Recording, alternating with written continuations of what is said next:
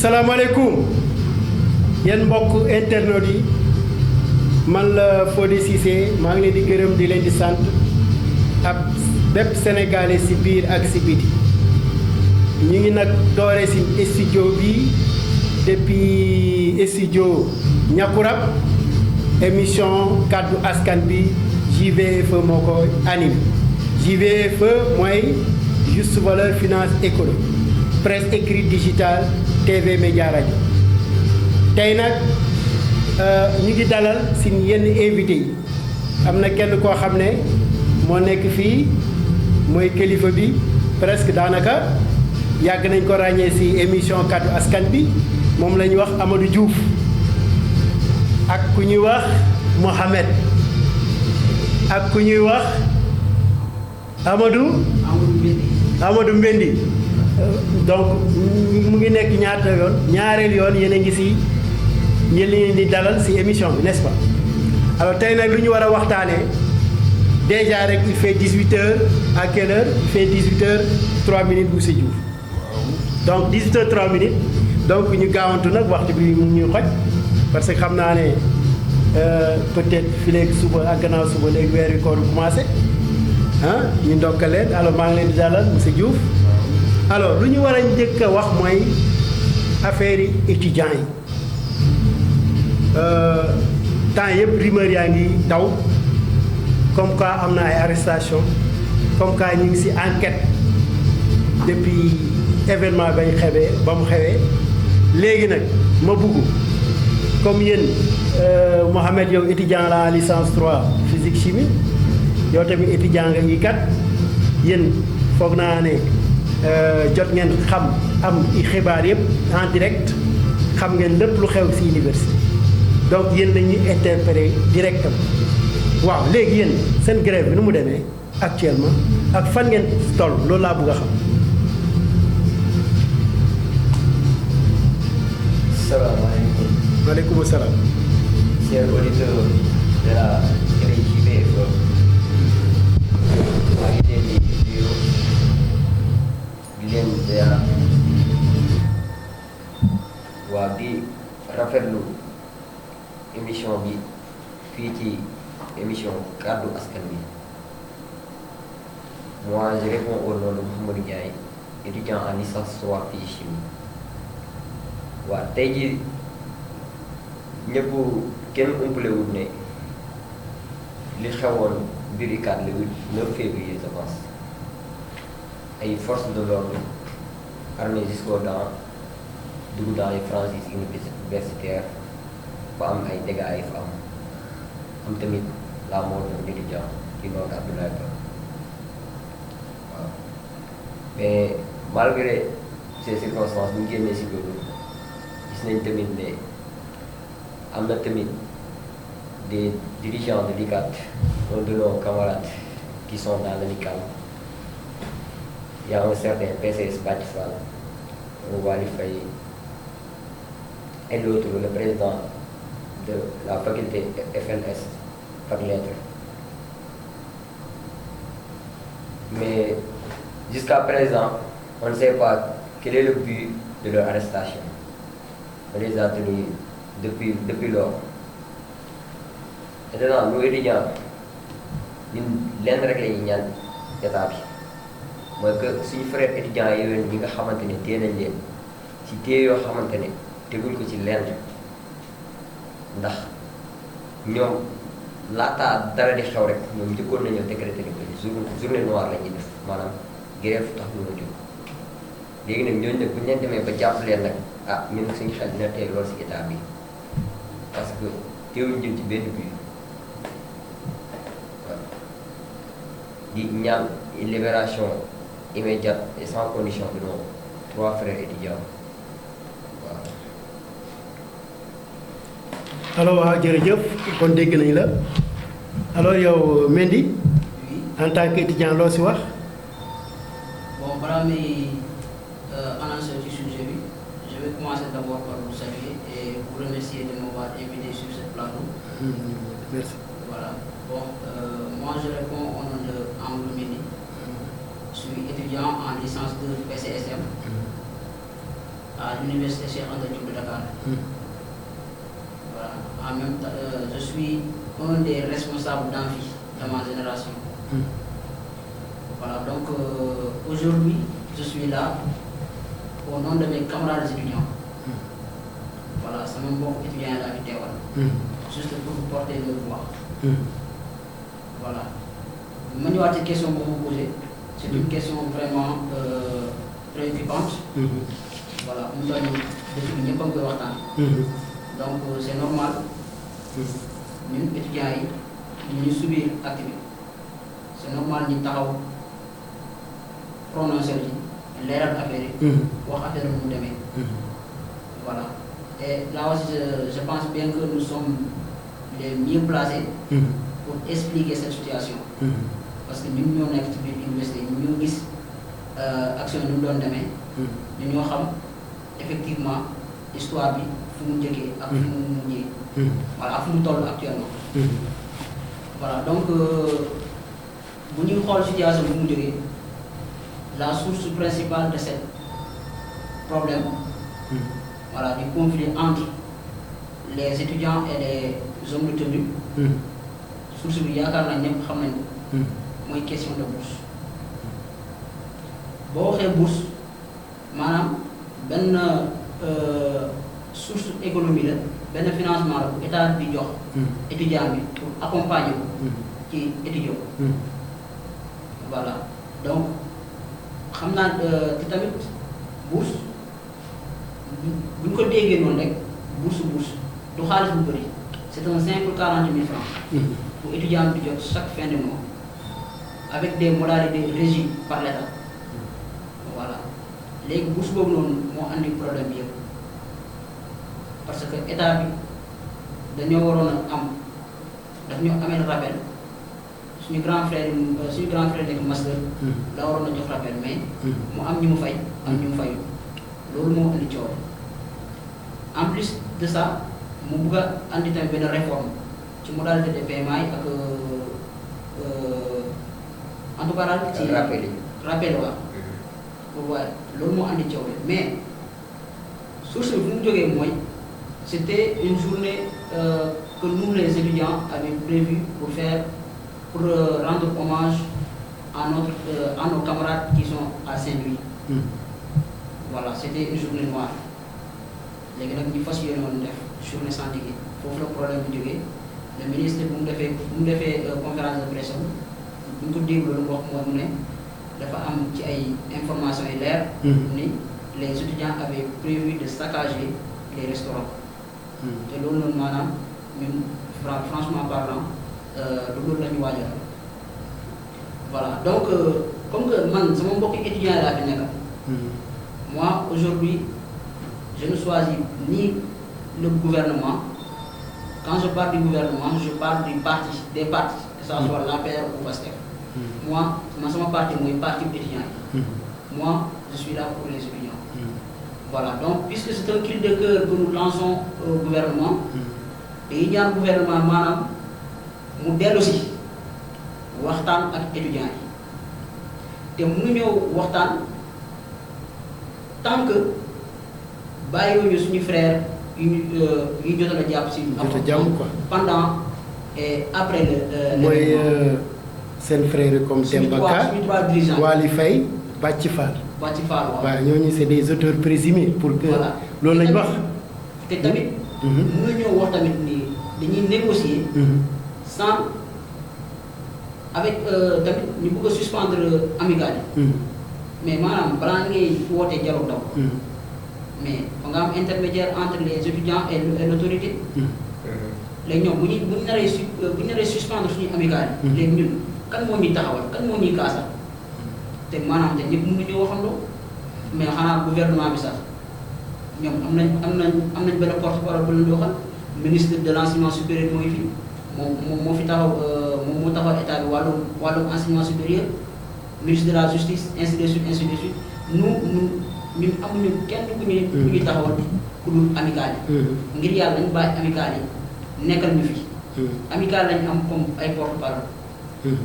Voilà, donc yaakaar naa ni source problème bi maanaam su ma koy résumer mooy problème bourse la demee ci problème bourse la démarré. foofu ñu toll nii ñu ngi ci 3 motifs voilà parce que problème dafa gën a grave waaw jóge nañ ci problème bourse fu ñu toll nii ñu ngi réclamer justice pour notre frère qui est décédé. au nom de Abdoulaye Ba. te sànq rek maa ngi doon vérifier information yi li ma gis. dañoo ne juge procureur. wax mooy. L'étudiant Abdoulaye Ba n'a pas été injustement battu par les hommes de tenue. nee na étudiant bi mooy étudiant bu jógee 4e étage daaw. nee na Abdoulaye Ba moo pour Abdoulaye Ba la quoi. Voilà, donc foofu noonu man moi je me pose la question d'abord nous sommes en fait dans quel pays voilà suñu troisième motif bu ñuy kii mooy maanaam ñu ouvrir campus te campus balaa ñu ko ouvrir d'abord faut problème bi d'abord régler voilà donc gouvernement nga xam ne étudiants yi ñoo ko fa teg waxuma benn gouvernement mais bii nii étudiants yi am nañ part de responsabilité ñu ko faral et aussi dans la société. Nous devons reconnaître la place de l'étudiant.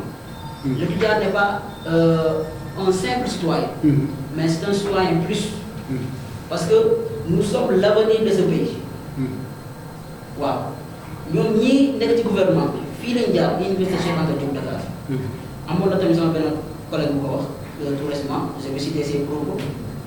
nee na vous êtes le produit pur de cette université et puis c'est vrai ñoom ñëpp fi lañ jaar donc ñoom. bu ñu respecté woon bu ñu xamul suñu valeur kan moo ñuy reconnaître après en tant que nous les futurs dirigeants de ce pays et que nous subissons cette injustice là ou bien cette massacre là vraiment loolu ñu ngi koy ñaawlu bu baax a baax ok merci beaucoup. waaw alors ban question bu ma lay posé yi léegi yéen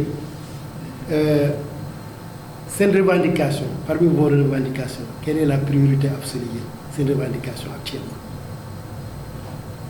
Bon, sans que, si ça mes propos, citer dans 3 points clés de nos revendications, à savoir la question des bourses. Deuxièmement, nous voulons que justice soit faite pour le décès de notre camarade, Abdoulaye Ba. Troisièmement, nous voulons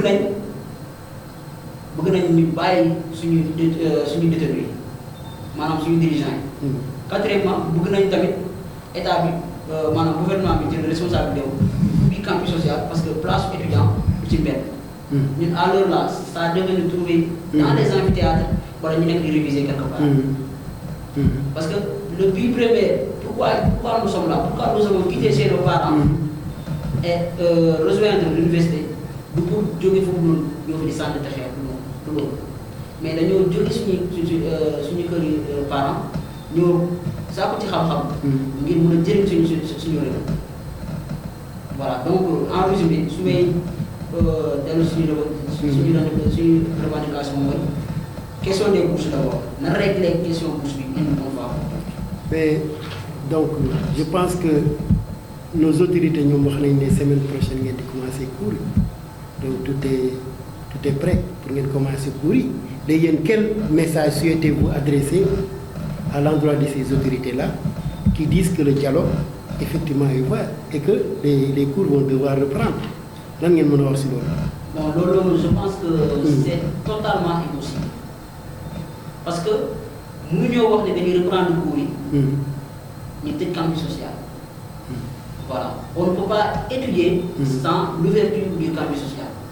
Le campus social et le campus pédagogique sont dépendants l'un de l'autre. Man damay jël exemple étudiant bu quitté ailleurs qui n'a ni frère ni papa ni maman ici à Dakar. Étudiant bu quitté këram bu ñëwee fi fan lay def question la mu muy posé di may dégg. Deuxièmement encore tolloo ñu doole am na ñoo xam ne tey maanaam campus kese lañ mën a dundee.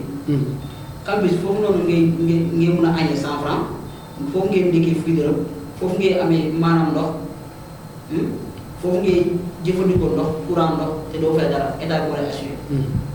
léegi yow boo naree naan da ngay continuer activité pédagogique yi. nga suspendre campus pédagogique. Moi, je pense que personnellement, je pense que c'est un massacre pour les étudiants. Et aussi, ça peut pousser à l'abandon de certains camarades, de certains de nos camarades étudiants. Voilà. Nous, si nous voulons activité pédagogique continuer, moi, c'est ma solution là. Ils doivent d'abord veiller à ce que le campus social soit accueillant. Maintenant, nous oublions le campus social. Si nous oublions le campus social, après, dans ce cas-là, les étudiants seront prêts à rejoindre le résident. C'est-à-dire du campus social, c'est-à-dire du restaurant. Ou campus social. Logement. Campus social, moi, restauration. Pour les sangs, pour les fans, pour les logement. Pour les gens, des campus, des gens qui dans ngeen doog mën a entamer académie bi maanaam ngeen doog commencé jàng. Effectivement. loolu ngeen di laaj loolu kay c'est facile. te loolu maanaam heure bii nii. yaakaar naa ñun étudiant nañu noonu parce que yow mënoon naa da ngay entamer activité pédagogique yi. nga am lu fi bàyyi loo xam étudiant ñoo ko yàgg a kaas. yow nga bëgg na noonu da ngay entamer ay activité pédagogique. Encore autre chose. Durant ces 2 derniers jours, il y a partout au Sénégal, nous avons remarqué des mouvements, des élèves nous soutenir. Élèves primaires, secondaires, élèves lycée, ça uniquement pour cette cause-là des étudiants. Nous avons déjà, étudiants, pourquoi Boyo parce qu'ils sont là, l'élève de cette génération-là. Aujourd'hui, ils sont à notre place. Donc, raison pour laquelle ils disent diable se combattre. Donc, ma décision pour nous, soi-disant, ils vont démarrer les activités pédagogiques la semaine prochaine. Moi, je pense que ça ne sera pas possible. Ça ne sera pas possible. Même tamit, beaucoup d'étudiants n'ont pas je pense que la majorité ne sera pas d'accord avec cette décision. Mais d'abord, cette grève, c'est au niveau de Dakar seulement ou bien au niveau de Saint-Louis? C'est partout au Sénégal. Partout au Sénégal. C'est à Dakar seulement? Toutes les universités. Nous avons ou bien toutes les autres universités? Il y a universités qui fonctionnent. Mais, vous avez le pourcentage. Étudiants, la majorité des gens nous avons soutenir à 100%. Nous avons des réseaux sociaux, des étudiants, de mobiliser ses frères étudiants pour nous watch sur le terrain, soutenir les étudiants de l'UQAD. Parce que l'UQAD n'est pas n'importe quelle université. C'est la plus grande université de l'Afrique. Oui, par rapport à l'Afrique. Donc, vous n'avez qu'à crise, il y a une université qui peut sentir. l'UQAD, lui, produit au niveau mondial, t'appelles sur l'internet, tu vas voir les universités de référence. Université de référence, la raison pour laquelle vous n'avez qu'à crise, ça devient une actualité mondiale. D'accord. Merci beaucoup. Merci Mélie. Merci, monsieur l'étudiant. Alors, donc, je vais m'adresser à monsieur Diouf, le responsable politique de Derklé. Il est aussi, quoi encore? Qui est Magui Pastef, parti Pastef. Très bien. Alors, donc, monsieur Diouf, on a entendu tout ce que les étudiants ont dit. Légui na yow lan moy sa xalaat ci crise universitaire bi ak noko gissé en tant que responsable politique, en tant que mag aussi magi Pastef, mais magi étudiant aussi yaay kilifa fi. Alors dañu bëgg xam sa xalaat ak ban solution nga mëna apporter. Monsieur Cissé, maa ngi lay jaajëfal ci invitation bi comme d'habitude. di leen nuyu yow ak ñi ma bokkal plateau. di nuyu tamit techniciens yi fi ne. di nuyu internautes yi ñuy seetaan yëpp. di leen wax déwénati leen baal naa leen ak baal leen. ndaxte koor gaa ngi jib si. waaw te ragal naa ñu suba. waaw kon boog ñu balonte ak baal naa leen ak ngeen baalu. baal nañu yàlla boole baal. waaw léegi nag bu ñu dellu see ci sa question. damay am autant de naqar que ñoom étudiant parce que étudiant laa woon. jaar naa université. te xam naa li étudiant mën a dund ci biir université bu fekkente ni dafa am bourse ba noppi sa jotu ci. waaye nag lu ñu war di relativiser la tamit. parce que les 90 à 95% des problèmes liés aux bourses ont été réglés. Liquidité de ces 5% concerne les étudiants qui ont plus de 30 ans. Ce n'est que le Master 2. Même nous, je dis que les contraintes budgétaires de l'État nous ont retard dans le paiement intégral de ces arriérés de bourse. Tout l'État devra également assurer également la continuité de ces bourses, parce qu'il n'y a pas que les rappels. Il y a les bourses mensuelles également qui sont là et qu'il faut payer. Et de là à arriver à la fermeture d'un campus social, je crois que c'est trop. Je pense quand même que c'est trop, même s'il y a eu, d'après ce qu'on dit, des dérives. Si on décide vraiment de comparer le salaire d'un ministre et la bourse de l'étudiant, il y a quand même un fou de étudiant 40 000 francs que c'est la chaque fin du mois. 40 millions de ça du jeexal mois bi bu ci bëggee faj soxloom jënd ticket jënd voilà ay ouvrage ay documents ak ay besoins élémentaires bu ci bëggee faj yëpp maanaam du ko mat te en plus dañuy fay loyer dañ koy fay voilà léegi bu ñu nee maanaam dañuy andi réforme ci bourse étudiants yi wala soi-disant dañuy bëgg a wàññi wala je ne sais pas encore comment quoi dire sur ça dañuy juum 15 mois président ñaata la maanaam foofu noonu nañ yërëm étudiants yi ngir yàlla bàyyi ñu ak suñu somme ak suñu misérable bourse bu ñu daal chaque fin de mois bu ñu yokkal bu ñu wàññi dara boobu mooy sama premier point bu ma mën a répondre. Deuxièmement encore maa ngi dégg ci mu wax ci atelier maanaam bu dégg atelier waxtaan la entre deux parties entre des hommes. Voilà te yaakaar naa ne bu ñu nee waxtaan dégg moo la nekk très bien mais j'entends souvent définir les wolof alors lu mu waxtaan dañuy naan waxtaan. waaw voilà c'est ça. waxtaan dañuy tànn quoi. da ngay wax ma wax après ñu tànn lu baax après ñu jël lu baax li tegi ko ne loo xam ne baaxul tegi ko ne maanaam bu dee gouvernement dafa woote waxtaan entre moom ak étudiants yi mais quand même faut être en mesure de répondre à toutes les questions qui te sont posées par les étudiants mais état bi on semble que il semble qu'il est venu avec une décision concrète et ferme dafa ñëw ak décision boobu mu bëgg a appliquer imposer étudiants yi foofu nag man loolu noonu jàppee moo ko atelier joxe information laa ko jàppee maanaam nga toog sa télé rek nga am information jàllale ko kenn du la poser question c'est une information ce n'est du atelier loolu noonu lu mu woote du atelier joxe information foofu la étudiants yi buddee génn salle bi après par la suite bu mu génn lu mu wax mu ne noonu malgré que étudiants yi génn nañ mais quand même am na ñuy desoon salle bi kenn desul ci salle bi ñëpp a génnoon les vidéos circulent allez vérifier dans les réseaux sociaux. foofu noonu maanaam atelier boobu noonu du atelier digne de son nom foofu noonu joxe information wala woon dañoo décider lu ñuy décider. ñëw bu ko imposer étudiants yi étudiants yi leen di poser question ñu bañ a répondre seen question. forme de dictat. voilà effectivement c'est loolu. voilà troisième kii encore foofu noonu. benn solution la boo xamante ne personnellement xalaat naa ko quoi. université surtout Cheikh Anta Diop. xaw ma yeneen université mais surtout Cheikh Anta Diop. Pourquoi ce problème de bourse? Pourquoi ce problème de logement? Pourquoi ce problème social? Il y a quand même une surpopulation. Surpopulation, on va souligner. Parce qu'à chaque année, vous ne pouvez dire une masse d'étudiants orientés à l'université, finalement, ils sont confrontés à deux choses. Sur le plan social, il y a un problème. Parce que sur le plan social, il y a un problème qui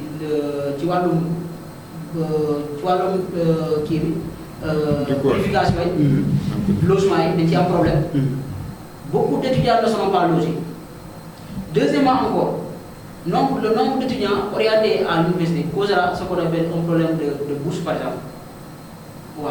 Parce que évoluer maanaam voilà pardon excusez-moi dina andi tamit benn genre benn problème de sélection quoi voilà parce que yow mënoo ne da nga am étudiant pare buggoo ñëpp valider parce que bu ñëpp valider cela pourra te poser un problème de bourse après voilà di nga am problème distribuer bourse wala benn manquement d'argent man foofu noonu man lu may proposer ma ñëwaat encore ci pédagogie bi encore pourquoi muy andi problème pédagogique foofu noonu maanaam saale am fii nu ñuy feesee quelquefois ça gêne demal xooli tricher un peu dans les autres pays ou bien dans l'Occident nga xool seen envie il y a un nombre d'étudiants limité tout passe normalement mais boo ñëwee du quartier c'est une autre chose en fii dañuy fees quelquefois sax pour bind sa problème la pour bind technique maanaam support bind problème la da ngay obligé taal sa téléphone enregistré prof lu muy wax wala nga jël note tuuti rek pare nga ci maanaam problème bi yëpp man jàpp naa ne surpopulation la quoi waaw nañ xoolaat nombre bu ñuy orienté université Cheikh Anta Diop Dakar te tamit ñu jël seen mesure jéem a xool ni ñuy filtré waat campus bi xool tamit ñan ñooy étudiant ak ñan ñoo nekkul étudiant parce que souvent après chaque mouvement chaque problème dañuy ñëw dafa am infiltration dans le ay bandits dugub wala soit ay nervis yooyu nag maanaam ce sont des individus qui sont au niveau de campus qui n'ont rien à foutre là-bas continuer à lekk suñu ceeb réseau di occuper suñu logement foofu noonu maanaam nekk foofu ay at nekkuñu fa dara on dirait que dañu fa am titre foncier. Ah bon? Oui. Allez vérifier. te duñu ay étudiant. waaw voilà c'est ça. donc ñoo ñooy dugal foofu ay armes. non c'est très intéressant. ay couteaux ay te loolu noonu moi j'interpelle directement l'État quoi loolu noonu état mooy jël responsabilité su ma nee état fépp fu mu nekk am na ay représentants. université fii nii le campus social.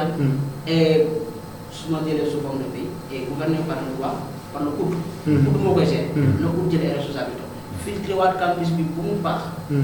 xam nga ne ay étudiants. il y a aussi le rectorat. oui il y a l'enseignement aussi. cours magistraux yi tamit dirigé par le COUD. par le COUD voilà. am na ñuy dugg si. yaakaar naa ne maanaam ci problème bii nii loo tax ma ne woon la nous ne sommes pas encore prêts à rejoindre les amphis. Il y a beaucoup de choses à régler. Il y a beaucoup de choses à régler. Voilà. Donc je pense que c'était ces 3 points-là que j'avais à souligner. Voilà, que j'avais souligné dans vous me permettrez, M. Cissé, d'accord, okay, de rebondir sur une partie de ce qu'il vient de dire. Et peut-être que c'était des propos mal appropriés que j'ai sortis par rapport aux difficultés financières, comme vous dites, de l'État à pouvoir payer l'ensemble de ses bourses. Peut-être que c'est les termes que j'ai utilisés qui n'étaient pas d'approprié. Ça peut être une erreur de langage de ma part. Et sur ce, je vous présente mes excuses ainsi qu'aux téléspectateurs. Non, c'est important. C'est important pour moi parce que vous êtes là pour représenter des intérêts d'étudiants. Carrément. Moi, je suis là pour représenter un parti et un État. Je vous ai dit que je suis Mabou Passef. Ça, c'est parti politique. Mais quand Mabou Passef parle également, c'est le Passef qui est à l'État. Donc, je suis là également pour normalement expliquer la position de l'État et les possibilités dont dispose l'État pour régler le problème de ses étudiants. Il y a plusieurs casquettes que je suis obligé d'utiliser en fait pour répondre aux différentes questions qui me sont posées. C'est pourquoi tout à l'heure je vous dis qu'il y a peut-être un lapsus qui a eu dans mon langage et je vous prie de m'en excuser. Ok, merci. waaw léegi balaa ñuy jàll si deuxième point bi. merci beaucoup da nga bëggoon am loo wax. waaw am na lu ma si waxal ma dégg. ndax léegi sama camarade bii di Mendy dafa am lenn lu wax lu am solo. loo xamante ne man lu ma soxal la. trop ci université bi. maanaam fii dafa am si biir université bi y a trop de choses à régler parce que am na ñi nga xamante ne depuis bu ñu amee bac ba léegi nii tam on dirait que comme ni nga ko waxee rek comme si dañu am titre foncier si biir UCAD waaw parce que tout le temps ñoom ñooy gérer sax ñoom ñooy jiite si lépp si côté yëpp branche yëpp ñu ngi si jiite ñoom ñooy yor côté logement ah même tamit bu fekkee rencontre dafa am ñoom ñooy jiite te tamit maanaam dama jàpp ni ñoom si njiite bi lekk kaay xaalis lañ ko defee ndax tout le temps da ngay gis tamit problème de logement affaire yooyu da ngay gis étudiants yoo xamante ne dañuy am moyenne de 12 moyenne de 13 te kenn ko defee léegi doo xam problème chambre yi affaire yi nan la demee. mais kooku c'est amical bi la. ah amical bi la. waaw loolu amical bi la mais amical dafa am si biir amical dafa am ñoo xamante ne. on dirait que ni bañ amee bac.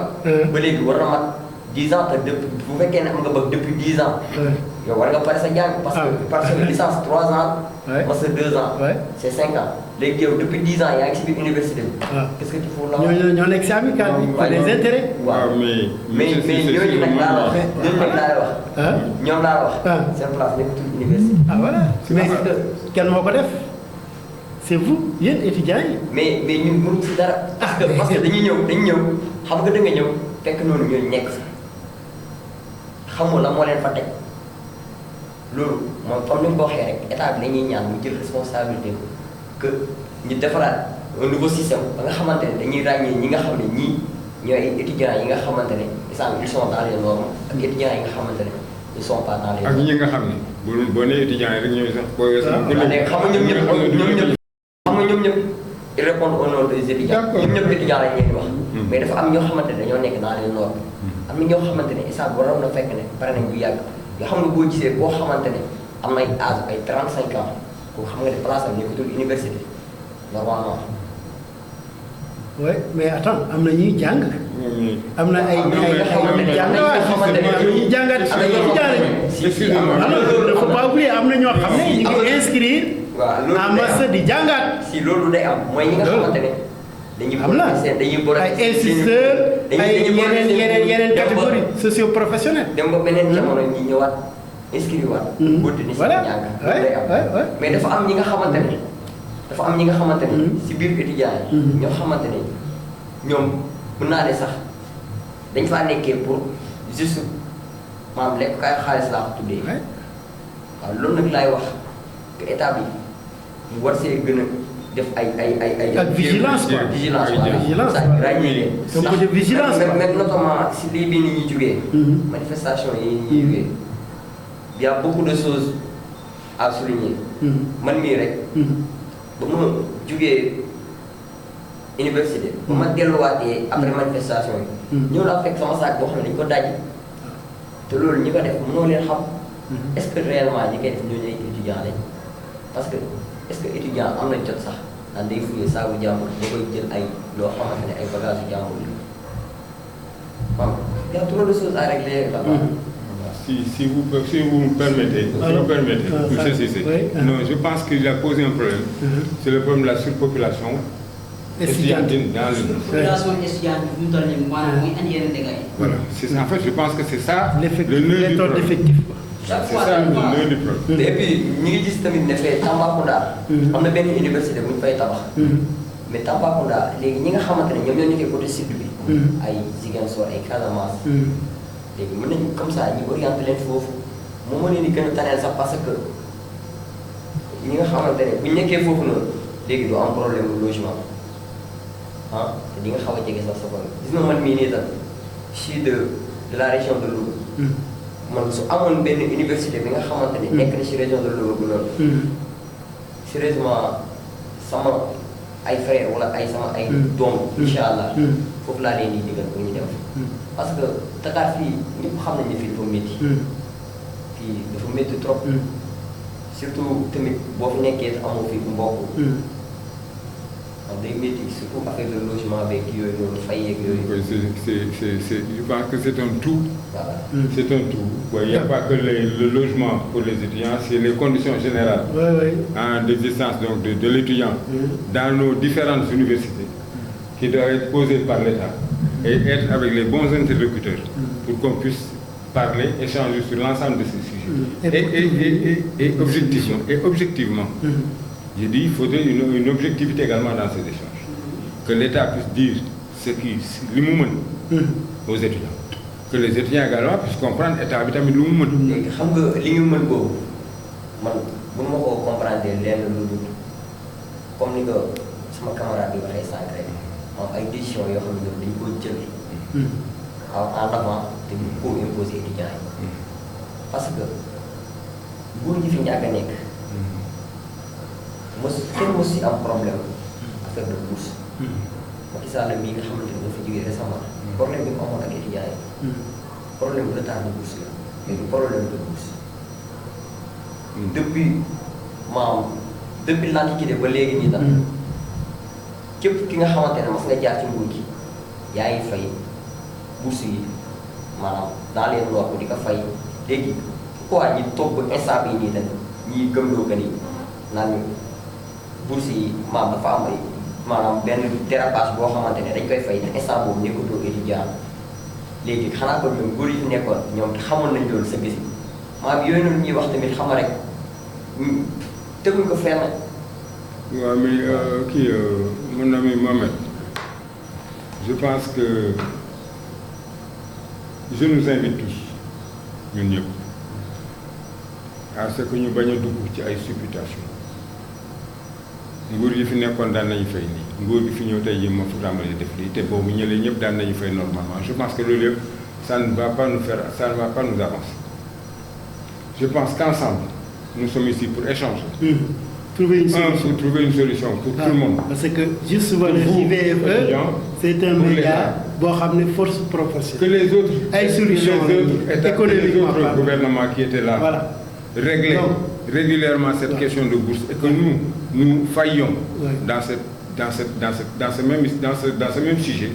Je pense qu'il nous appartient à nous également d'en tirer toutes les conséquences pour pouvoir arriver et nous arrimer à ce que les autres États faisaient, payer régulièrement les bourses aux étudiants. Et je pense que c'est pour ça que personnellement je suis venu ici pour participer à ce débat. Le message est entendu, Mais là aussi je pense que, puisque nous parlons du présent, voilà, actuellement, bu ñuy wax maanaam ci luy xew, mënuñoo génne état bi. Donc forcément de temps en temps dinañ am fu ñuy tuddee état bi. parce que lu fi xew di yëpp jàpp naa ne état bi c'est responsabilité état bi. parce que yow da nga koy xoolee maanaam yow boo nekkee sa kër. En tant que père de famille comment tu gères tes enfants, comment tu gères les conflits. Quand tes enfants sont en conflit, comment régler le problème. maanaam man yaakaar naa ne image boobu noonu la ñu war a jël quoi état bi fu mu toll nii daf ñoo war a jàpp comme njaboot c'est lui le papa, c'est lui le père de famille. Il est le père de famille, donc il doit obligatoirement subir certaines accusations, même que ça soit bu nekk dëgg wala mu ñàkk wala nekkul dëgg. Alors là, il est responsable de tout ce qui se passe. Mais je ne vous ai jamais dit le contraire. Oui. Au départ, je vous ai dit que je partageais votre position. Non, ça aussi, je pense que j'avais été assez clair là-dessus. Ça, je pense que avant de démarrer même mon discours, voilà, mes propos, j'avais dit que je ne suis pas là pour un parti politique. Tout à fait. Moi, je suis là pour les au nom de mes camarades étudiants. Tout à fait. Tout à fait. Voilà. Ça, vous me le reconnaissez. Je parle à la place de l'étudiant. Tout à fait. Étudiant bi tey boo ko ci wàllu micro nga jox boo ko joxoon micro nga laaj nga posé question nga ne ko là tous ces faits là. la mooy difficulté étudiant yi. Voilà tous ces nga ne ko tout ce qui s'est passé là. Qui est le responsable? Il te dira automatiquement que c'est l'État. Et il te dira que c'est telle personne. Voilà. Il ne va pas te dire que c'est l'État, il te dira que c'est telle personne. Mais jàpp naa ni dans ce cas il a raison parce que nous sommes sous un régime boobu fu mu toll nii moom mooy dox. lu mu bëgg maanaam ci suba ba ngoon ci loolu la ñuy dox donc yaakaar nañ lépp lu fi xew accusé ñu ko. waxaluñu ko sosaluñu ko lu mu def la lu muy gis la et puis tout ce qui se passe au campus, que ça soit à l'intérieur du campus, hors du campus, il y a pas l'État qui monte tel que pourquoi ne pas prendre ses responsabilités? Am na yoo xam ne maanaam boo ko gisee depuis le départ nga xam ne lii nii vraiment ça ne va pas arranger. Ça peut créer d'autres problèmes. Donc foofu noonu c'est dès l'instant où tu dois prendre tes responsabilités et tout cesser. Depuis le départ loolu laa wax am na si quelquefois je discute avec mes collègues je leur dis que tout ceci c'est l'État parce que depuis le départ bu ñu nangu woon a régler question bourse bi. question bourse étudiante dañ fi agsi. oui dañ fi agsi bu ñu am mort. et puis ce qui est regrettable. voilà je parlais en tant qu'étudiant maintenant je vais parler en tant que pastefien. parce que ñoom laa faral. mais.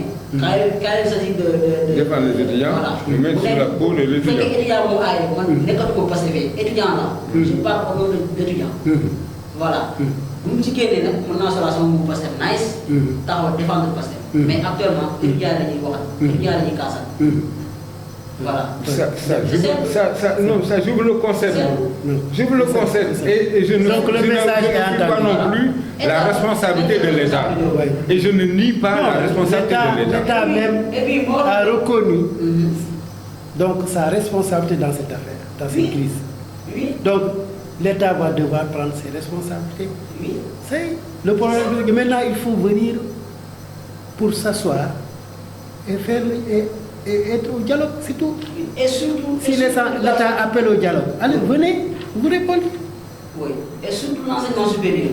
warul nekk domaine bu ñu wax bu ñu war a caaxaanee parce que foofu la ñuy former carrière. sa carrière étudiante foofu lay formé wu. wala foofu lay yàqu. waaw étudiant bu amee benn cursus bu normal. am esprit tranquille. mu ngi jàng normal. kooku jàppale ne c'est un produit pour le futur. pour le futur du pays. Voilà mais yow dès l'instant yow boo jaxasee xel. ci ay mouvement ci ay problème bourse ci ay problème logement ci ay problème social wala problème pédagogique. kooku noonu jàppale ne kooku noonu yaa ngi yàq avenir yaa ngi koy découragé loo pour bañ a continuer ay étudiants. Tout ça là ce sont des facteurs qui appauvrissent le pays parce que nañu jàpp ne maanaam éducation de manière générale maanaam c'est un pilier incontournable pour le développement du pays. C'est un pilier incontournable. D'accord, ok, merci. Merci, donc voilà, on était avec nos deux étudiants. Donc Mohamed, nekk 3e année en licence, physique-chimie. Ak Mendy, encore Mendy, étudiant, UCAD. Donc voilà, donc dégg ngeen ko, on a entendu donc Boussy Diouf. Yéen a ngi woon ci émission Kaddu Askan Wi. Donc émission boo xam ne la day joxe des propositions. Donc on est leader en force propositionnelle boo xam ne solution la ñuy joxe économiquement parlant financièrement parlant. Donc soo leen bëggee gis nag émission bi da ngay di xaar ba ñu pare ngeen xool ko en différé en direct. Je pense qu'on avait arrêté ça donc ngeen xool en direct donc gis ngeen ko am na ñu ko jot a gis mais pour l'instant da ngeen dem sur YouTube ngeen tapé émission Kaddu Askan Wi JVF da ngeen ko gis donc ce sera en différé. Alors ñu jàll si donc au second point mooy l'actualité de la semaine c'est mooy problème homosexualité maanaam est-ce que yéen en tant que sénégalais war ngeen mën a maanaam ak bokk on sait que fii au niveau culturel am na brassage linguistique am na ñu fi daje sénégalais ku nekk am nga couleur bu ngay défendre sénégalais ku nekk am nga benn religion bu ngay défendre est-ce que yéen affaire homosexuelle mu ngeen si war a mën a d'accord si en tant que ngeen mun ko accepter di ko vivre tey fii même si am na ñu koy def dañ koy nëbbu ba ñu ràññee leen xam leen léegi nan ngeen mun la xalaatee si loolu. ma commencer par monsieur Mendy. Voilà donc toucher le sujet bu am importance. Voilà et d'ailleurs c'est l'actualité de la semaine. waaw même xale yi ndaw sax ñoo ngi waxtaanee. donc yaakaar naa ni. c'est important. donc homosexualité boo ko xoolee c'est un acte de contre nature. su su ma nee acte de contre nature acte la boo xam ne c'est banni par la société voilà te ku ne société philosophiquement ça se définit comme un ensemble d'individus voilà fu ñaari nit dajoo 1 à 3 ou 4 individus ils commencent à former ce qu'on appelle une société. Cette société là se fonde principalement sur des bases culturelles, religieuses, spirituelles même. Voilà. Parce que société, mon mel est un groupe d'individus pour former. Voilà. Comme sous forme d'association. Association, vous pouvez former. Donc, il y a des règlements, ces critères. Voilà. Par exemple, lors d'une réunion, personne n'a le droit de s'absenter ou bien d'être en retard. Voilà. Donc, il y a une société pour qui amna ngi doxé. Que ça soit ci walum diiné, ci walum aada cosaan amna ngi doxé. Donc, dañu gis ni Sénégal bu muy doxé moy que ça soit culturellement, religieusement et spirituellement boko xolé bolé wu ci homosexualité. Raison pour laquelle dañ ko bannir ici au Sénégal. Et on le définit comme un acte de contre nature. Voilà. Moi, je suis gisee góor jigéen bon ngeen jégal ma si kàddu bi de voilà ci suñu gisee un homosexuel maanaam il est automatiquement régi, il est automatiquement exclu. Même bu ñu koy exclu maanaam il est invité à être sanctionné. Acte la boo xam ne daal maanaam religieusement il est banni, culturellement nanguñu ko. Religieusement tamit, quelle que soit la religion, que ça soit la religion musulmane, la religion chrétienne, acte la boo xam ne maanaam d'accord ci daal ànduñ ci. C'est un acte de contre nature. Voilà. Boo jëlee culturellement tamit yaakaaruma ni am na benn aada bu ko noonu. Moi je suis Mancha, moi je suis Mancha, pure Mancha. Man de sama aada nangu ko man. Xam naa tamit yeneen ak yeneen kenn nangu. Voilà. Maanaam li xamul tamit li homosexuel mooy maanaam góor ak góor di sëy wala jigéen ak jigéen di sëy loolu mooy maanaam homosexualité. C'est ça. jigéen ak jigéen. waaw jigéen wala lesbienne. lesbienne lañ ko tuddee. góor ak góor mooy homosexuel. voilà yaakaar naa ne rafetul sax. maanaam yow. lu la yàlla bindee. tout fonctionne correctement. lépp a ngi dox macha allah. lépp a ngi dox macha allah. yow naka ngeen mën a xoolee sa moromu góor. sa moromu góor. xool yow feneen ne sa moromu góor. nga choisir ko ne ko coppet nga ne ko noonu yow daal mën nga jox sa xol quoi. waaw non daf may daal la quelque fois. waaw yàlla bindi jigéen ak jigéen nu mu taaroo. ak jigéen nu mu taaroo ba xool ko maanaam amoo dara lu ko lay ba ci moom. mais là où Dieu a créé le plus. Madame, là où la physique a inventé le signe plus, il y a le signe moins. Je pense que plus ak moins ñoo attiré physiquement parlant, physiquement. waaw yow étudiant en licence physique chimie yooyu kay. Physiquement parlant. Plus ak moins. Voilà. Moins. Donc plus et plus. Selon les lois de la physique, de l'électricité. Deux signes négatifs. Vous voyez deux signes positifs. Tandis que deux signes de même nature. Voilà. Donc, yaakaar naa ni foofu physique maanaam résumé na la. góor ak góor dañu war a repoussé.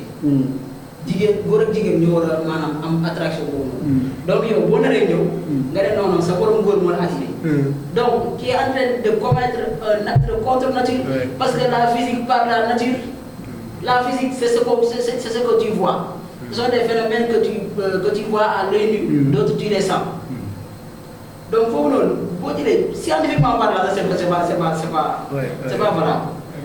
Notamment, les gens sénégalais, après pour l'idée, nañ ci bàyyi xel bu baax a baax. yaakaar naa ne tamit yenn d'accord naa ne yàlla ku nekk am na nu mu la bindee quoi. am na ñoo xam ne góor lañ.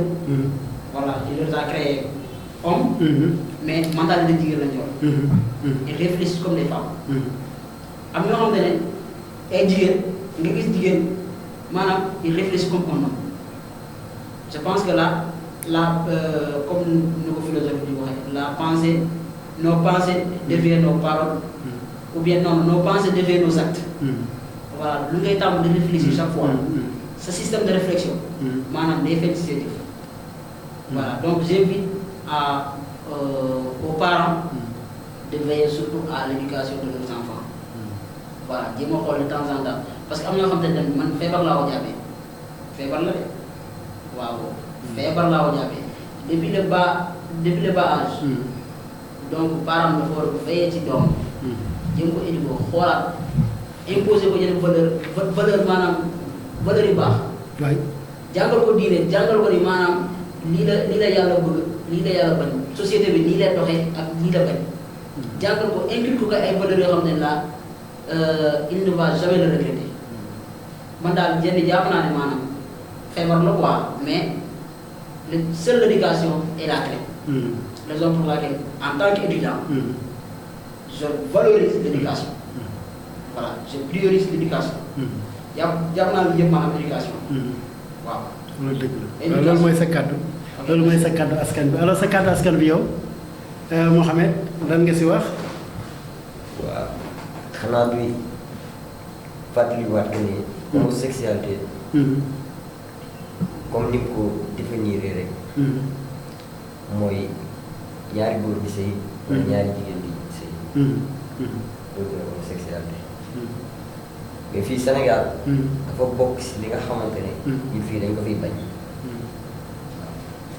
d'ailleurs kenn si suñu njiit di Ousmane Sonko bi mu ñëwee Fasek UCAD jotoon na fa proposé que ne quand il sera au régime dañuy criminaliser góor jigéen te tamit ñi koy ñaan que ni saa bi ni il est au pouvoir te il a la majorité des députés maanaam dañuy ñaan loi boobu noonu tam dañ ko voté ba nga xamante ni góor jigéen fii nii tam dañ koy dafay am benn dañ koy tëj comme ku def crime parce que mooy criminaliser comme quoi dañ koy criminaliser parce que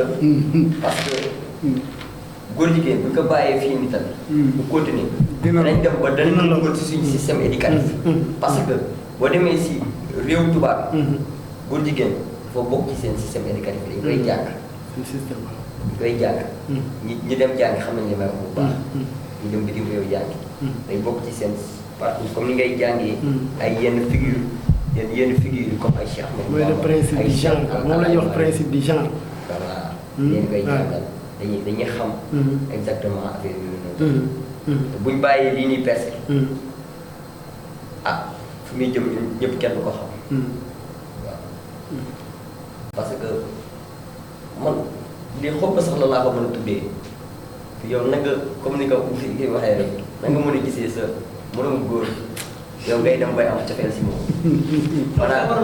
banaan voilà c'est une maladie mentale loolu rek nga ko mën a jàppee feebar la waaw parce que depuis bu ngeen doon ndaw maanaam sa parent si dañu ko doon veiller sur toi quoi jusqu'à ce que tu aies un comportement masculin ou bien un comportement féminin bu dee jigéen nga voilà ñu inculquer mais tamit jigéen bi lay comporté ñu fàttali que leen que xam nga daanañ wax tamit ne maanaam comme suñu mag ñi koy waxee rek yeneen waxal ma dégg bu baax jub jamono maanaam góor ñi waaw comme waxal bu baax ki nga xamante ne si ki nga xamante ne maanaam mën naa ne mooy sama guide waaw ki nga xamante ne Cheikh Ibrahima man kuy déglu ay wax ci Cheikh Ibrahima doon wax ne mu jub jamono maanaam góor ñi maanaam dañuy bëgg lu bëri te duñ nangoo liggéey léegi nag ñi nga gis ñi nga xamante ne maanaam ñoo dugg ci genre yooyu xam nga góor yi maanaam liggéey bi demeewul noonu léegi te dañ ciy am xaalis mooy wax jooju kon mu ngi ñëw te tamit góor ñi tamit dooruñ defati yëfi góor boo si gis day nuru jigéen ñi tamit en revanche te xaw na nuru góor moo tax tamit jamono ji kii la daal doy waar la di ñaan tamit que parents yi ñu gën a veiller ci seen i doom parce que loolu moom lu am solo la waaw ndax doom moom li nga xamante ne xamul dara ba muy nekk xale li mu tànn di def rek ba muy nekk xale bu demee ba nekk mag loolu rek lay fooyee te ndaw tamit boo ko bëggee jubbanti xaar naa ca ba muy nekk xale la am na koy gars yi di waxee nag garab boo koy jubbanti ca ba muy tooy nga koy jubbanti bu demee ba commencé mu lii nga toog koy jubbanti waaw di wax lenn tamit jaajëf maanaam li tax ñi gën a am doole jàpp naa ne am na ñi nga xamante ne ñu kenn gisul la ñu kenn xamagul instant bi nii fi mu toll que ñooñu war nañ leen ràññale ñu teg leen baaraamu tuuma que loolu mooy tax nga xamante ne lii du mën a bees parce que ñoom bu ñu demee ba mën a am fit cela veut dire que am na ay njiit yoo xamante ne ñi ngi fii mën leen a may doole di leen soutenir ba mën a àgg fii ñu àgg parce que nit bu ñëwee ci dëkk xamu fu kenn ah bu ñu ko mayee doole rek daa fekk si njiit ya am na ñi nga xamante ne tàllal nañ ko loxo moo bëgg tamit ñooñu noonu ñi nga xamante ne ñun xamaguñ leen ñu feeñal leen ba nga xamante ne réew mi réewu ay mag yu baax la ay Seydil Hadji Malick Sy ay Mame Borom Touba ak ñeneen i ñeneen maam réew bi ñu tamit nekkul réew boo xamante ne yooyu noonu dañ ko fi war a nangu yooyu noonu wañ ko nangu fii Sénégal jaajëfal ñu ngi lay jaajëfal merci beaucoup Mouhamed étudiant en licence physique chimie alors monsieur Diouf yaa ngi dégg étudiants yi li ñu wax sax ñii ay étudiants la c'est des futurs gestionnaires ñoom ñoo war a yore réew mi gis nga seen xele ak seen xel yu xalaat yu vraiment sell waaw sellal nañ ko yow nag en tant que magi Pastef lan nga si xalaat sa kàddu askan bi ay xalaat yu sell te teggine moom lañ fi génne ñoom ñaar yëpp waaye man ci beneen wàll laa koy xoole mooy lépp lu jëm ci mbirum góor jigéen dafay yombal leneen muy feebar bu ñuy wax sida te ñii nga xam ne jot nañ leen fi arrêté mooy kaay am na ci ñoo xam ne ci ñoom non seulement dañu am jabar ba noppi am far am far mu am jabar donc ku jigéen waaw am far bu góor bu góor donc sida boobu ñu mën a jële ci seen moroomu góor mën nañ ko wàll seen jabar sida boobu ñu jële ci seen moroomu góor mën nañ ko wàll seen jabar jooju moom ñu jote mu am doom jox ko doom ja loolu fa mu mën a yem ci law mënuguñ koo natt d'où l'importance de li mu wax li pour ñu criminaliser acte bu ni mel du sëy góor ak góor du sëy góor ak góor du sëy jigéen ak moom jigéen la ñuy wax transmission volontaire du CIH. te bii daf ci am ñoo xam ne dañ koo tey daf ci am ñoo xam ne dañ koo tey xam ne am nañ ko ba pare dem di ko wàllaate te ñooñu aussi daan yi war a daanu ci seeni kaw moo war sax ëpp ki nga xam ne yóbbu ko woon te jox ko nit même contre nature bi sax je pense que. non contre non boobu du problème mais. mais transmission volontaire bi. moo gën a aggraver situation bi j'espère bien. même bu ci sida amul. ñooñu ñaari chef d'accusation. même bu ci sida amul.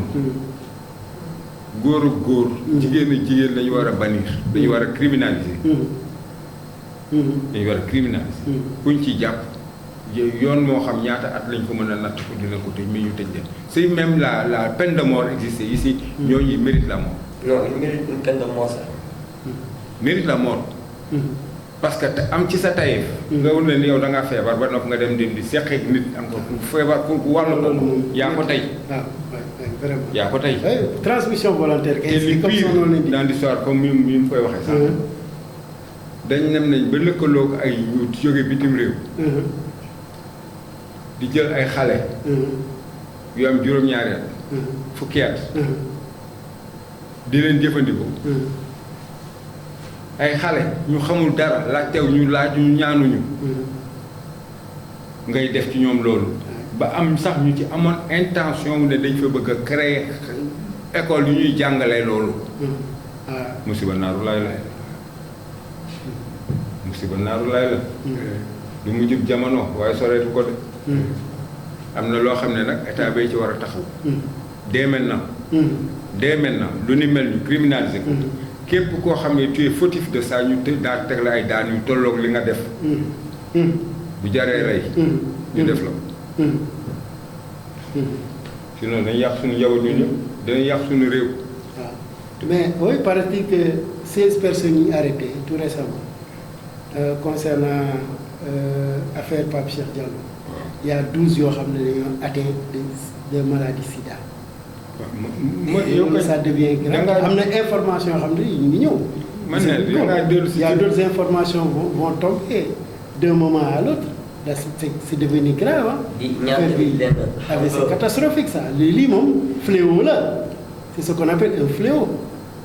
Hein? di waxaat leen tamit xam nga waa Jamra personne n'est épargné pour l'instant. kenn xamul fu muy dem. waa Jamra toogoon nañ fii di wax ne ay jamono ñoom yor nañu liste yi nga xamante ne ñoom bokk ci homosexualité léegi nag pourquoi pas état bi convoqué waa Jamra liste boobu noonu ñuy wax ne ñoom yor nañ ko ñoom ñu xool ko voilà ñu mën a retracer ñi nga xamante ne ñoom dañoo bokk ci lobby boobu voilà parce que fii la Mame Matar Jamra taxawoon wax ne ñëpp ñi nga xamante ne bokk nañ ci affaire góor jigéen xam na leen ba jotoon souligner sax que na ay chroniqueurs si lañ bokk ay journalistes yu mag yu ñëpp ràññee si lañ bokk bañ jàpp ay ba avant ñuy jàpp Pape Cheikh la ko waxoon léegi bu ñu demee ba nga xamante ne ñu li mu waxoon ñu ngi koy teg suñu bët pourquoi pas moom ñu laaj ko comme que moom dem na wax xam ñan la ñu jël si boobu ñu jàpp leen parce que sida bii nii dañ ñuy wax mooy li nga xamante ne moo gën a grave ci affaire bi sax parce que sida dafa nekk maladie boo xamante ne kenn mënu ko faj oui kenn mënu ko faj bu la xasee ba dugg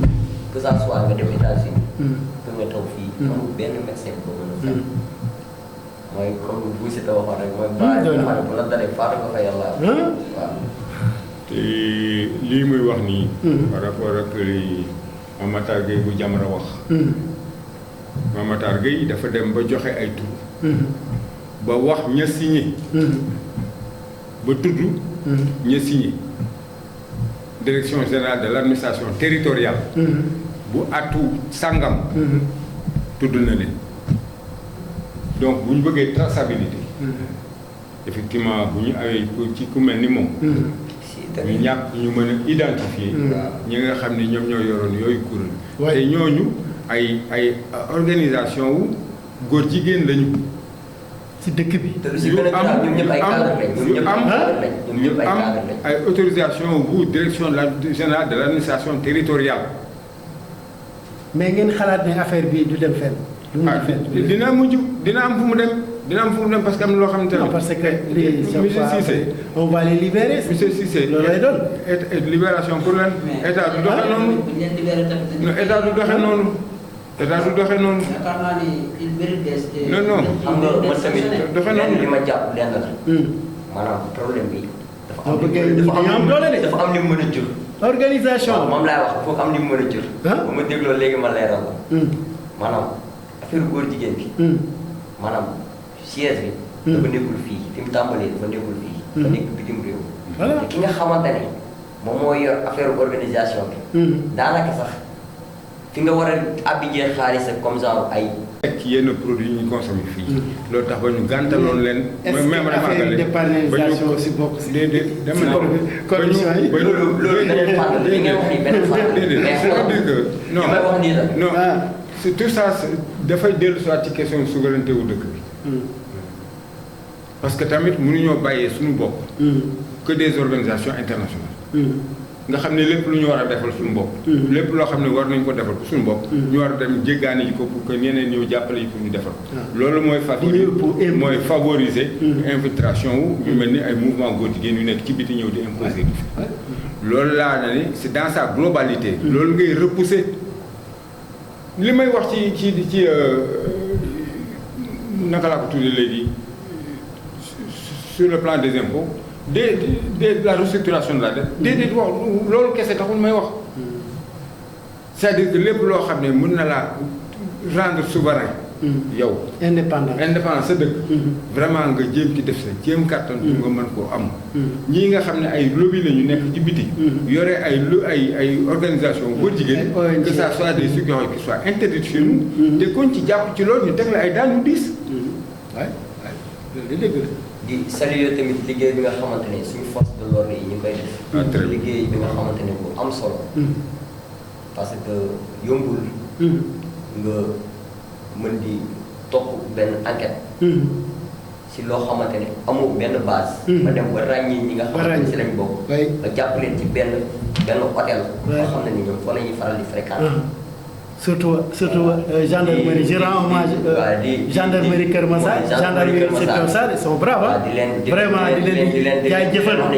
vraiment am na sécurité soo demee Kër Massar moom am na sécurité vraiment le commandant de la gendarmerie de Kër Massar vraiment mu ngi def liggéey bu am solo am solo fierté vraiment avec fierté nga non am solo vraiment ak Kër Massar nu mu réyee Kër Massar boo waxee Kër Massar non mais ay Tivaouane Peulh ay ñaar ay ñaar yooyu yëpp Kër Massar lañ ay Daaru Kër Massar Ñakkurab Tivaouane Peulh Lac Rose non vraiment ñu ngi fournir nag liggéey bu solo di ñaan que état bi gën leen a jàppale inshallah lii lañ soxla maam yi nga xamante ne yii la askan bi bëgg ñoom ñi siy dox ndax lii nii tam maanaam amul kenn koo xamante ni fii nii Sénégal xam nga Sénégal fii ñaari religion lañ fi reconnaître muy islam ak christianisme te ñaari religion yëpp benn reconnaître si góor jigéen même parents yi sax reconnaître nañu góor jigéen même les parents même les non religieux kenn bëggu leen kenn reconnaître kenn bëggu leen bëgguñu góor jigéen kenn bëggu leen que ça soit nga nekk musulman kenn jëm parent animiste kenn du leen maanaam programme homosexuel nee nañ ko déggee mais c'est banni ñun ñëpp nañ ko bokkandoo benn question laa bëgg a laaj pour terminer maanaam comment l'État par exemple du Sénégal par exemple le Sénégal par exemple dans sa diversité nan lay mënee peut-il concilier la protection des droits maanaam des droits des hommes par des droits humains avec le refus actuel de la dépénalisation nan ngeen mën a xalaatee loolu le refus actuel nan lañ mën a réconcilier les deux le refus actuel de waaw maanaam dépénalisation ak protection des droits humains par exemple góor jigéen aussi xam nga duñ jógee ci affaire yu góor jigéen aussi kooku dañuy wax xam nga soo demee Europe concept européen day ne droits humains la. xam nga maanaam. yaa ngi te Sénégal dafa ratifié. lu lenn lu am lu mel ni waxoon sànq rek. parce que man mii sax loolu bëggoon naa ci ñëw. mais comme que ñëw na si. lu am solo parce que buñ ne société. dafa am yoo xamante ne ay règlement ay teg la. ñu ne réew mi ni lay doxee. léegi règlement yooyu noonu la. société bi. ñëpp dañ ciy ànd. tënku ci. te maanaam mën naa def fii Sénégal règlement yi teg. maanaam d'accord nañ lépp am na yi nga xamante ne am na ñu koy liggéey. maanaam góor jigéen bu fekkee ci islam. dañ ne góor jigéen boo ko jàppee da nga koy rey. ci christianisme nag xaw ma ñoom lu ñu wax mais ci islam dañ ne góor jigéen boo ko jàppee da nga koy rey. dañ ko war a rey mooy àtteb islam. léegi nag règlement yi nga xamante ne maanaam moom lañ suñu religion may. moom nanguwul góor jigéen. kon ñoom tamit amuñ fi benn boo xamante ne benn loo xamante ne mën na leen a dooleel ba nga xamante ne war nañoo mën a nekk fii si biir Sénégal waaw. loolu mooy li nga xam ne loolu amoon na ma si tool li muy wax ça c'est dans l'approche religieuse. ci diine li mu ci wax. mais même sur le plan civil am na ay daan yu. droit au Sénégal di daan ku ñu jàpp ci loolu mais man dama ne nañ ko weesu c'est-à-dire que ni gravité wu sanction tey yi nañ gën a dëgër nañ gën a diis ci képp koo xam ne jàpp nañ la ci loolu criminalisation bi ma wax sens ci ça va dans ce sens là te loolu dina décourager képp koo xam ne yaa ngi fii ci réew mi te bëgg ci dugg dina kii tamit képp koo xam ne yaa ngi bitim réew te bëgg fay dugg pour andi fi loolu lu ñuy xeex la lu état di xeex la ni ngay deewoo pour dundal sa njaboot deewoo ko pour aar ko te aar ko ci aar ko ci góor jigéen ci aar sa njaboot la bokk. ci aar sa njaboot la bokk. parce que ñii ñu fi tudd ñëpp ci problème góor jigéen yi depuis 10 jours 15 jours ñun ñëpp xam nañ leen. mais 90% d'entre eux. ñun ñii njortuñu woon mukk ni ñooñu loolu lañu. donc mbetteel boobu mën a am ci ñun ci ñooñu. mën na am ci suñu njaboot. moo tax nag ñu war cee gën a fagaru. pour que loolu bañ fee law. ñun ni nga ko arrêté ci na mu gën a gaawee. teg ci ay daan yu diis ba képp kuñ ci jàpp nga yëg ko. incha allah. ngeen baal ma ci. monsieur Mendy. su ma déggoo que sa question nga ne comment peut-on faire pour protéger les. pour concilier maanaam droits humains ak dépénalisation le refus de dépénalisation. voilà donc boo xoolee les droits de l'homme du Sénégal kese moo ko soumettre. ñoo ko ratifié. waaw moo ko reconnaître. c'est tout le monde. voilà tous les pays du monde. toutes les nations du monde. que ça soit nga nekk extérieur ou bien nga nekk Afrique. États-Unis Europe. Ces droits là sont reconnus par tous les États. mais boo xoolee. ci droit yooyu noonu. am na fi ñu ko mun a appliquer am na ci yenn nations yi ko mun a appliquer. am yoo xam ne fii nii mën nañu ko fa appliquer. par exemple boo jëlee cas homosexuel. dans certaines nations. ils reconnaissent l'homosexualité accepté nañ ko seen dëkk. foofu noonu kenn criminalisé wu. voilà l'homosexuel est libre de se montrer. de vivre sa vie correctement comme il veut. mais boo ñëwee fii Sénégal. dañoo am suñu règlement. waaw comme ni ma ko waxee sànq société boo gis am na nu muy doxee am na ay règlement. donc bu ñu ne yow foofu noonu boo nee comment réconcilier ces droits là. droits de l'homme et les lois. ou bien ak loi sénégalaise. foofu noonu yaakaar nañu ne ñu mos a réconcilier soit ay limites lañ koy teg. ay limites. waaw ne góor jigéen sénégalais comme que yow droit de l'homme protégé na nee na kenn warul la teg lu métti. léegi maanaam ñun suñu réew. nii lay doxee. mais lii ak lii la ñuy teg sa kaw. waaw respecter droit les droits humains. mais da ngay respecter suñu loi boo defee lii suñu dëkk. lii ak lii moo lay xaar. waaw mais ba tey tamit dañuy respecter loi les droits de l'homme. waaw dañ koy respecter. nañ ko respecter maanaam dañuy def bu kenn def benn doomu aadama lu métti. loo xam te ne maanaam fii nii kenn du ko teg doomu aadama quoi. voilà on respecte l'homme en tant que mais jàppal ni fii suñu réew Sénégal. nii ak nii lay doxee. religieusement. lii lañ ci wax culturellement lii lañ andi mais suñu état tamit. en tant que l'état du peuple sénégalais am na lu mu ci wax. voilà bu dee état tamit moo ko reconnaître. moo reconnaître góor jigéen si suñu dëkk. fii Sénégal. foofu nag mënuñ ci wax dara mais en tout cas daal nañ jàpp ne suñu aada nangu ko voilà. c'est ça quoi. ok merci mais je pense que là il ne peut pas avoir de point de convergence. mënuñoo jubóo sax. waaw jërëjëf monsieur Mendy ñu ngi leen di jaajëfal. kon wax ji leer na nañu loolu mooy sa waaye leen seen kàddu askan bi nag bu mujj bi. pour tëj nag waaw waxtu bi xoj nañu trop lan ngeen di wax nag pour finir. waaw dernier mot.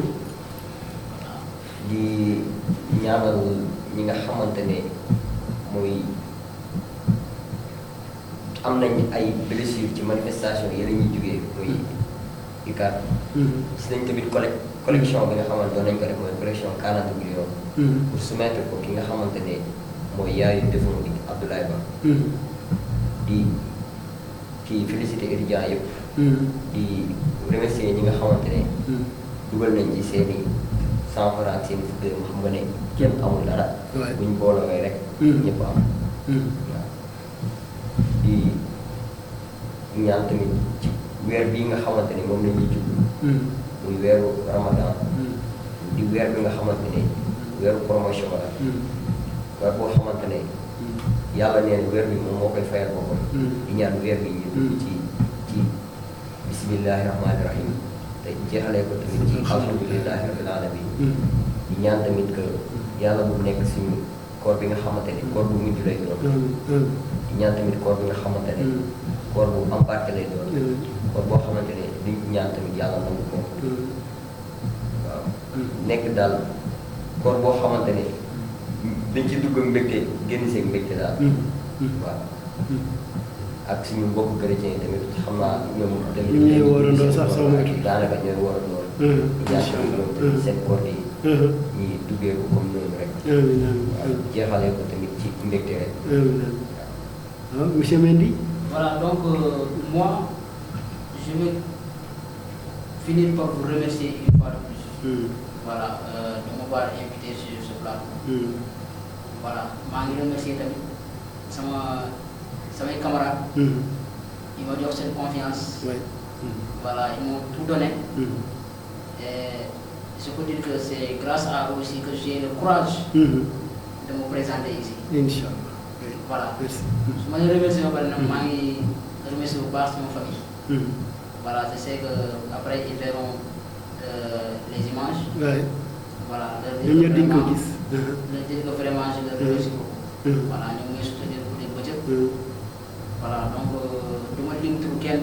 Mais maa ngi leen di sant di leen gërëm ñoom ñëpp. La famille Mendy.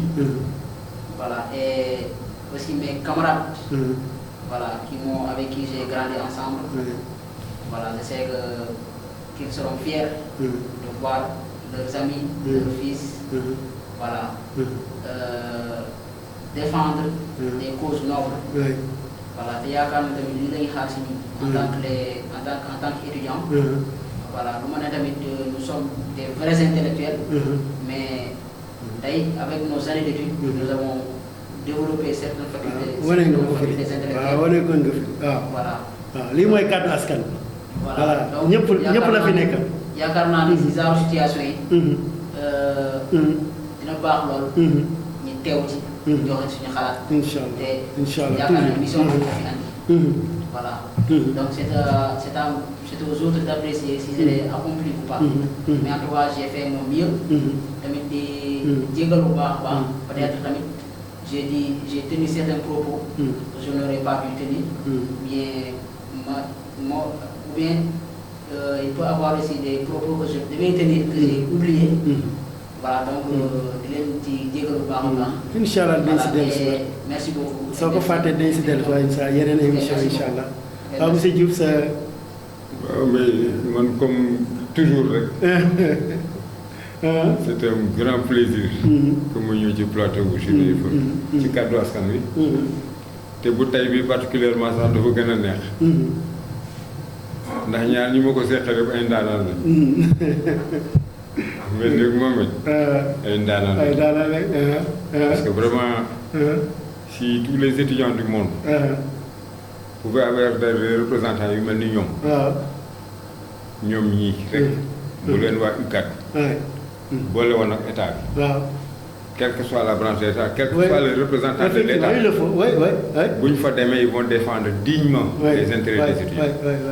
Et rien que pour ça maa ngi leen di gërëm. seen ñaan jaajëfal te yow it monsieur Cissé maa ngi lay gërëm yow mi ma joxaat opportunité mu dellu soit fii ci kàddu askan wi. parce que comme li ma la yàgg di wax askan wi nga fi nekkal. waaye Pastef bi askan wi la fi nekkal. merci beaucoup jaajëfate. kon merci. jërëjëf. jërëjëf internet yi si Sénégal yi ak si biti ak si biir maa ngi leen di gërëm di leen sant maa ngi gërëm si technicien bi maa ngi gërëm si caméraman bi ak toute l'équipe de JVFC asalaamaaleykum ba vendredi incha allah merci beaucoup.